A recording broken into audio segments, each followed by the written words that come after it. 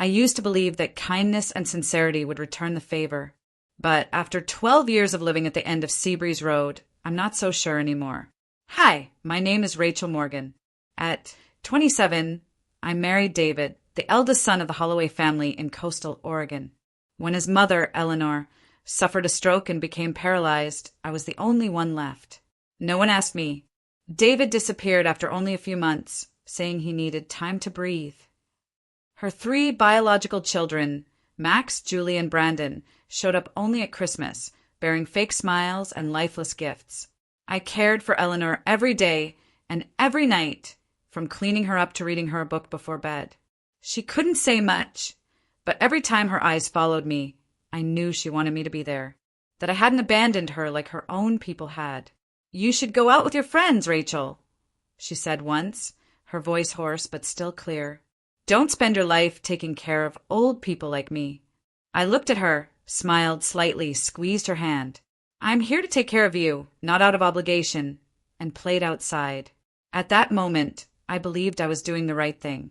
I could not have imagined that on the day she left, everything I had believed in would be exchanged for a cold, cruel cruelty. Eleanor left on a foggy morning, when the sunlight was just barely filtering through the frosted glass. I still remember clearly, the night before, I had made her favorite cream of mushroom soup. She didn't eat as much as usual, but her mouth still moved to thank me. I helped her lie down, brushed her hair, and pulled the blanket up to her shoulders. The last time I saw her breathing was when she turned to look at me, her eyes dull but gentle. I was very sad because the next morning she was no longer breathing. I sat silently by the bed for a long time until the kitchen clock struck 8. Then I called my relatives. Brandon came first, then Julie. They didn't cry. They just bowed their heads, looking at her indifferently, as if checking to see if an asset had been liquidated. 3 days later, the funeral was held quickly. No flowers, no loud crying, just a few superficial remarks from the local pastor. As soon as the ceremony ended, the atmosphere changed immediately from solemn to cold, from memorial to contention. Fighting at the family law office, the representative read the will. Julie didn't even wait for it to end before flipping through her notebook, writing down the real estate and bank account numbers. Max, the eldest brother who lives in Boston, gets the old mansion in Newport. Julie gets the lake house, along with her antique collection. Brandon splits the investment with Julie, a total of $480,000. And me? What about me? I only get the old house on Seabreeze Road, where I took care of Eleanor for 12 years, with rotten roof tiles and water leaking through the ceiling. When the lawyer finished reading, Julie turned to me, a cold smile on her face. "Looks like loyalty doesn't always pay off, ha ha ha." I kept quiet, my lips pursed slightly. Brandon whistled softly, glanced at me. "You stayed for 12 years. You really don't expect a reward." "No, I don't think I'll get a share of this family." They said nothing more. No thank you. No hug. No question of whether I was okay after 12 years of caring for their mother. I returned home to that shabby house, this house that was mine now on paper and in the title. Not because I intended to stay, but because I didn't want Eleanor's last home to be abandoned the way they had abandoned her. As I mopped the floor, I noticed a loose board. I bent down, pulled it up, and my heart stopped for a moment. Underneath was an old safe, covered in dust and surrounded by plastic bags. I opened it, and bundles of tightly tied money appeared. Stacks of $100 bills, neatly stacked. I counted, my hand shaking. $450,000. And a letter. "Dear Rachel," Eleanor's shaky handwriting spread across the yellowed paper. "You stayed when no one else did. This is my real thank you. Use it to live, to be free. I loved you like the daughter I never had." I collapsed on the floor, clutching the letter in my hands. All the bitterness, the tiredness, the loneliness, it all came pouring out. I cried like I had never cried before, as if the last 12 years of tears had been held back just to flow out in this moment. I woke up the next morning with puffy eyes and my mind still wavering between reality and dream. The house on Seabreeze Road was colder than usual, the light from the porch flickering through the windows like a memory streaking through a lost time. Eleanor's letter was still on the table. I'd read it at least 5 times last night, each word seared into my heart. She knew she wouldn't be remembered, that her children were waiting for her fortune. And she chose me, the one not bound by blood but by heart. I couldn't understand how she'd managed to accumulate so much money, nearly $500,000, when all her financial records showed she lived on pensions and caregiving. I started going through drawers, opening old files, little boxes tucked away behind bookshelves or under floors that creaked when I walked over them. In a dusty wooden box behind the fireplace, I found something unexpected, a regular withdrawal slip from the local bank, a steady cash transfer over nearly 20 years. No sender's name, just private account deposit, as if someone had been sending money regularly. At the bottom of the box was an old, faded photograph of Eleanor standing next to a strange man, not her husband. In the picture, the two were standing in front of a log cabin in the woods of northern Oregon. The look in Eleanor's eyes was not the tired mother I had once cared for, but a vibrant woman, her eyes bright and her smile gentle. I stared at the photo, my hand unconsciously tracing the edge of the paper. There was another life she had never mentioned, a hidden part of her memory, and perhaps those funds from that man, or from another time when Eleanor was free, unfettered by her ungrateful family. That afternoon, I went to the bank where Eleanor had done business, carrying the power of attorney for inheritance. The teller, an elderly woman named Janine, recognized Eleanor immediately. "Your mother-in-law was a quiet soul," she said, her voice filled with respect. "Always came in on Wednesdays. Same seat, same smile." I nodded slightly. She was more than they ever gave her credit for. Janine tilted her head and looked at me, her eyes thoughtful. She used to say, "Some things are better kept in silence until the right ears are ready." I shivered. The words seemed to come to me from another time. At that moment, Janine opened her computer, checked her old files, and gently pushed a printed file toward me. "Here," she said. She kept a safety deposit box here. "Only you were listed as the second authorized access." I said nothing, just thanked her and walked into the archive room. The room was cold and suffocatingly quiet. When the metal box was opened, there was no money inside, only letters. Many were handwritten, tied with red ribbons, numbered 1 to 74. I took them home, each one addressed to me. The diary entries condensed into letters, where Eleanor told of the loneliness of a forgotten mother, her love for a man she could not reveal, and her gratitude to a daughter-in-law who was not related by blood, but more devoted than any of her own children. I read each letter all night. Each word was like a piece of Eleanor's soul left in this house. In one letter near the end, she wrote, "If the world forgets me, I hope you won't. And if they ever come for what is yours, Rachel, remember this, you earned more than money. You earned truth." I put the letter down, tears falling silently. In my hands was not just a fortune, but proof that I was not invisible, that kindness, if it runs deep and long enough, will be heard, if not in words, then in legacy.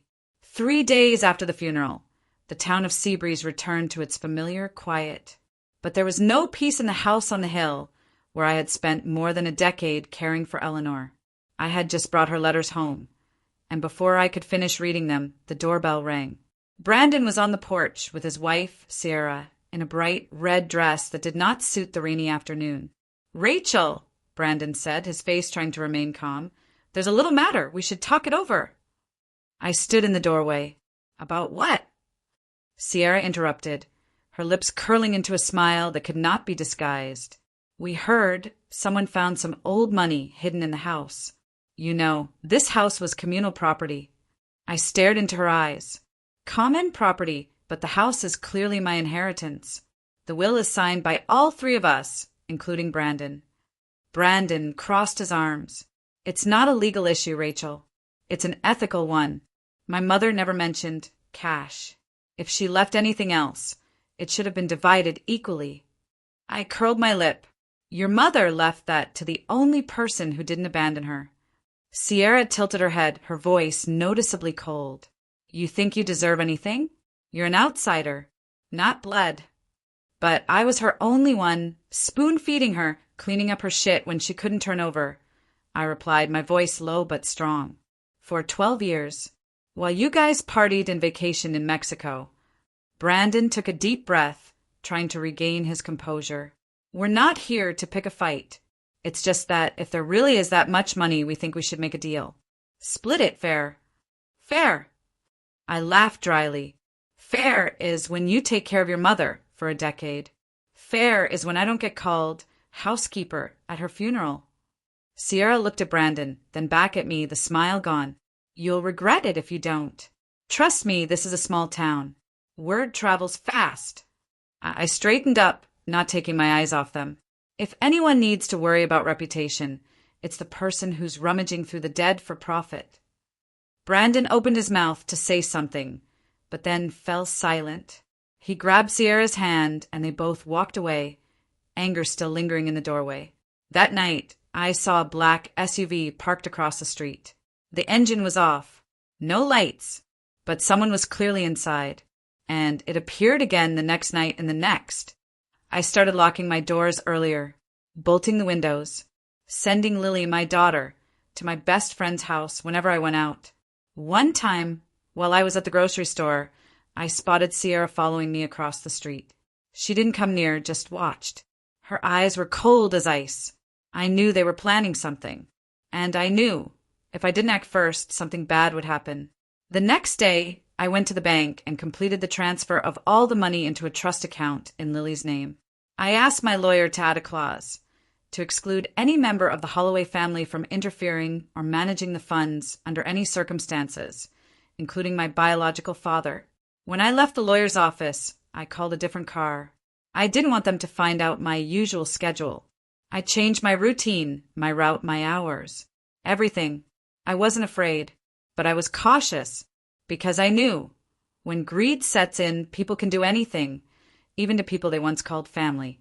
Just 3 days later, Lily came home, her face confused. She tightened her grip on her backpack, her eyes on the floor. Mom, today when I left school, a girl came up to me. She asked, "Are you Lily Holloway?" My heart skipped a beat. Did she touch you? No, Lily shook her head, but she gave me a little gift box. I didn't take it. I was scared. I crouched down and took her by the shoulders. You did the right thing. From now on, if anyone asks you anything, whether they say they know me or not, you run straight to school or to an adult nearby. Understand? Understood, Mom. Her voice was small and shaky. Mom, who is that? How do they know my name? I held her close, a simmering anger rising like a dark wave. There was no doubt about it. They didn't just want money. They were trying to make me panic, starting with my weakest point, my daughter. That night, I quietly cleaned out my office and took out all the documents related to Lily's trust fund. I contacted my attorney again, this time to file a formal restraining order against Brandon and Sierra, along with a detailed report of every stalking, threatening, and approaching a minor. The next morning, I went to the Seabreeze police station in person. We need to make sure this isn't taken lightly, I told the officer who took the case. They're not just threatening me. They're trying to get close to my daughter, a 10-year-old. The officer nodded, his eyes serious. We're going to take care of this. Print it out, Ms. Morgan. If there's evidence, they'll face the law. As I walked out of the station, my phone rang. Unknown number. I picked it up. Rachel, Sierra's voice said, sweet as honey but colder than ice. Are you really going to drag the police into this? I thought you were more reasonable than that. I was wrong, I said firmly. But I know now if I don't protect my family, no one else will. Lily is not a bargaining chip, I said, slowly emphasizing each word. And if you ever come near her again, I will make it so you can't enter this town without being followed. Sierra was silent for a few seconds, then hung up. The fight was no longer about money. It was a fight for honor, for dignity, and the line I drew to protect my daughter. That night, as I locked the door for the last time, Lily asked, "Are you scared?" I leaned down and stroked her hair. Yes, but I don't let fear control me, because I have you, and because you deserve a safe world. In her eyes, I didn't see fear but faith. No matter what happened, I would always stand between the darkness and her. I was no longer the woman who had bowed her head in pain. I was a mother, and I had learned how to fight. I saw David again one afternoon many years ago, when the last cherry blossoms of the season were still scattered on the pavement. I had just stepped out of the bakery around the corner when I saw him standing across the street. Still tall and thin, but no longer the man I had fallen in love with. His hair was streaked with silver, his jacket was worn, and his eyes, the only thing that had not changed, were still blank and cold. He crossed the street, a faint smile on his lips. "Rachel!" I didn't answer, just tightened my grip on the bag in my hand. "I don't expect you to be happy to see me," he said slowly, "but I think it's time for me to take responsibility." I chuckled, not out of joy, but at the brazenness of the word responsibility. Responsibility. I repeated, "You left for 12 years without a word, without sending money, without a call to check on your son, and now you talk about responsibility." David lowered his head, his voice lower. "I know. I don't deserve it, but it took me too long to realize how wrong I was. I want to start over, at least with Lily. Her name is Lily May, and I don't even remember that." He frowned. "I do. Rachel, I know I was wrong, but don't let your anger keep me from seeing her." "No," I said firmly, "not because I'm angry, because I know the real reason you came back." Chad came back before me. Brandon and Sierra came knocking. "You all showed up after your mother died. Strange, right?" David avoided my gaze, but didn't deny it. I continued, "Do you think I'm that stupid girl from years ago, who's so easily moved by a few apologies? Are you using Lily to get back a piece of the family? Or to get access to the money your mother left me?" "No, I don't care about the money," he almost shouted. I just want to see her. Be a father for once." I looked him straight in the eye, my voice cold as steel. "You're a father. You just didn't stay long enough to understand what that meant." After a moment, he softened. "Give me a chance. A meal. A conversation. You can come along if you want. I just want Lily to know who I am." "She knows," I said, "that her father left her mother to struggle alone for over a decade." David stood still as if slapped. I walked away, then turned back to look at him one last time. "If you truly want to make amends, the only way is to leave us and never come back." The rumor spread faster than I could have imagined. Within a week of David's return, every coffee shop in Seabreeze was buzzing about the missing husband who suddenly returned, and the return that was no accident. I didn't need to speak up. I didn't need to justify myself. The truth held its own weight. Lauren, David's sister, was next to show up. She came to my house one afternoon, a box of cookies in her hand, a friendly smile on her face. "Rachel, long time no see. I just wanted to talk." I stood still, not inviting her in. "What?" Lauren exhaled. "About David. He doesn't want to cause trouble. He just wants to see Lily again. Maybe you should soften up a little. Give her a chance to know her father." I looked at her, my voice low but firm. "I don't need someone to teach me how to be a mother, especially not someone who hasn't been in my life for over a decade." Lauren rolled her eyes. "Rachel, do you really think you can keep us all out? This is your family after all." I chuckled, but my voice was hard. "No. Family is the ones who stay when you fall. You only come back when you smell money." Lauren was silent for a few seconds. Then her tone changed, becoming sharper. "So you really intend to keep it all for yourself?" "I didn't," I said. "Your mother left it. And I'm just doing what she wanted. Protecting it." The next day, I met with my lawyer again. I asked that all access to Lily's trust be blocked, and I added a special legal provision. Any member of the Holloway family who threatened, invaded, or manipulated Lily would be sued under the child protection law. "Are you sure?" the lawyer asked. "This will make it impossible for them to intervene." I nodded. "Exactly what I want." That evening, I sat on the balcony, next to Lily, drawing a picture of sails on the sea. She looked up at me. "Mom, are we fighting?" I smiled softly, touching her soft hair. "No, honey, we're learning to stand up straight." The sea breeze blew by, carrying the salty scent and the sound of freedom. For the first time in years, I no longer felt like a prisoner in my own life. I no longer feared the looks of others, no longer tried to gain a little recognition from a family that had long rejected me. I had walked through the storm, and here I was. When Lily leaned her head on my shoulder, whispering, "I like this life. You and me. No one else." I smiled, my eyes stinging, because I knew finally the wind had changed, and this time it was blowing in the direction I chose. After all the storms, I began to learn to live intentionally. No more rushing, no more bowing, and most importantly, no more asking for anyone's permission to be happy. I kept the old wooden structure, but repainted the walls, replaced the windows, and added a small garden corner with beds of soft purple lavender.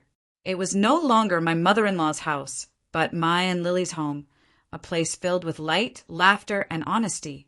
With the remaining money from Eleanor's foundation, I opened a home-based family care consulting service, specializing in helping single women or those caring for the chronically ill find support. I named it Still Standing. Every week, I held a small meeting, inviting 3 to 5 women to share. No need to hide, no need to pretend to be strong. There, no one was judged for being tired, for crying in the middle of the night, or for wanting to give up. I did not preach. I'm just telling my story, a story that begins in darkness but ends in freedom. Lily, now stronger than ever, often sits at the corner of the table with her sketchbook. She loves to draw a life after the storm, full of color, full of hope. And I know deep down that I've not only saved my daughter, but also saved myself. Thank you for reading this far. If you see yourself in Rachel's story, even just a little bit, leave a comment below. What do you think of her journey? What would you do if you were Rachel? If you enjoyed this, please like or share it with someone who needs a reminder. You don't need anyone's validation to know you're strong enough.